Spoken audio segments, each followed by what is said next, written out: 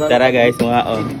Maradyo na adlaw and welcome back to my vlog. So ininapod kami kuman sa Leonan para mag food trip kauban sila Joy Joy, Maan og Junmar Ramos. Amo pa kadyo kami no abot diri og sa nagikay na dyan mi ng pagkaon. Wala na namo gidamahan namo pagkabasa kay nag-uyan man lagi sa biyahe og gipanggutom na daan mi kay wifi amo pamahaw. So kuman nagikay mi ng kinilaw na bunukos na barawan. Naay pud amo giluto na pinaksiw na isda. Samtang nagluto mi naay pud no abot na magbaligya ng pamuntaha. Pagkahuman nagluto pud si Junmar ng boneless danggit na daing. Sakto gani kay nagdaing daay si nanay og gipa-practice kami ng gidaing. Pagkahuman gayon sa pagluto sa daing ni Junmar ay nahuman na pod ang pagtimpla sa among kinilaw. Dili na gud makaya og sa mga onatanijo guys. Dili halata sa amo natanggutom na kami. Og sa aman dili na ta magpaaban-aban pa. Naay amo daing danggit nga giluto ni Junmar og naay pod amo pinaksiw na isda na giluto ni Joy Joy Vlog. So wali palangan-langan tara guys mga ontaninjo.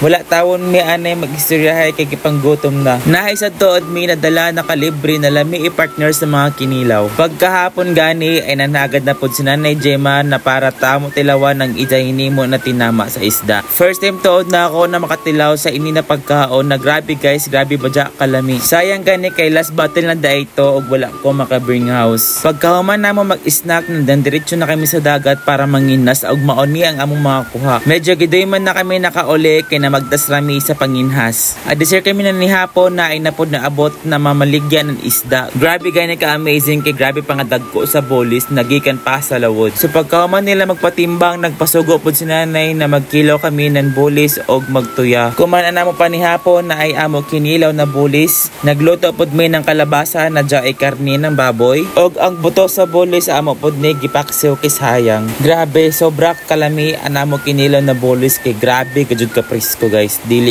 gajud mo magmahay sa pagkaon ani na isda. Kuman adlaw wala jud mi gipalabay na oras kutob sa joy mangkaon na hala sige kaon. Pagkasilom gisugo nako sila ni Inko og Junmar Ramos na magluto ng kalibre. Kay naay na pod mi plano na magpadagat og amo ini bayonon. Pagkahuman nagluto na pod si Joy Joy ng danggit na daing og nagluto na pod ako ng tinuya na bolis na bilin kabii. So mao ini ang among pamahaw kuman adlaw. Lami kaayo ang among pamahaw og mas nulami pagajud karadzaw kay ang among view ay grabe karadzaw. Tara guys, mga on.